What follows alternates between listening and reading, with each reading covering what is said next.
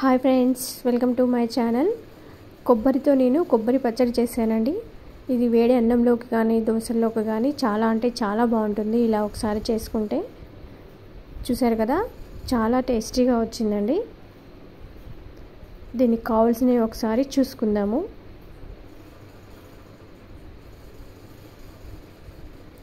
దీనికోసం నేను ఎండుమిరపకాయలు, ఒక స్పూన్ పచ్చిశనగపప్పు, ఒక స్పూను మినపప్పు, పొట్టు మినపప్పు, ఎల్లిపాయలు, జీలకర్ర, కొబ్బరి, చింతపండు, కరివేపాకు ఇవన్నీ తీసుకున్నాను.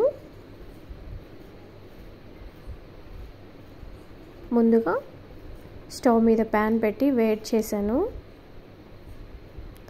ఆయిల్ పోసి వేడి చేశాను. ఇప్పుడు మిరపకాయలు వేసుకుందాము.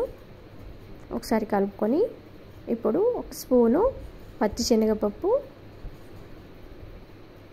ఒక స్పూను మినపప్పు, కావాలంటే మీరు మినపగుండ్లు కూడా తీసుకోవచ్చు, కానీ నా దగ్గర మినపప్పు పొట్టుపప్పు ఉందండి, అది వేసుకున్నాను. కొంచెం జీలకర్ర వేసుకొని కలుపుకుందాము.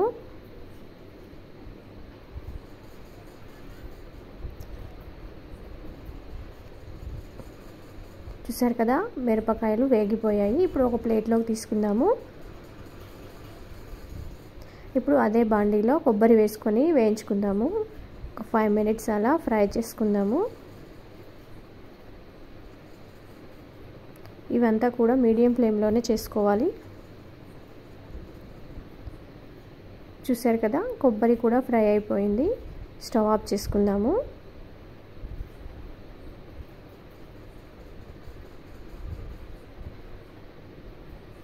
ముందుగా మిర్చిని మిక్సీ పట్టేసుకుందాము. వేయించిన మిరపకాయల్ని కొంచెం సాల్ట్ వేసుకుందాము. కొన్ని వెల్లిపాయలు కూడా వేసుకొని మిక్సీ పట్టేద్దాము. చూసారు కదా, ఇలా పౌడర్ చేసుకోవాలి. ఇప్పుడు కొబ్బరి ముక్కలు వేసుకుందాము.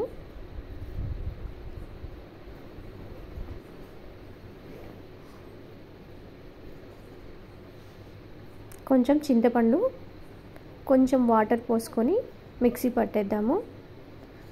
ఇప్పుడు పోపు పెట్టుకుందామండి. ఆయిల్ వేడి చేసాను ఆల్రెడీ. 2 ఎండుమిరపకాయలు, 2 పచ్చిమిర్చి చీలికలు వేసుకొని కొంచెం పచ్చిశనగపప్పు, కొంచెం జీలకర్ర వేసుకొని కలుపుకుందాము.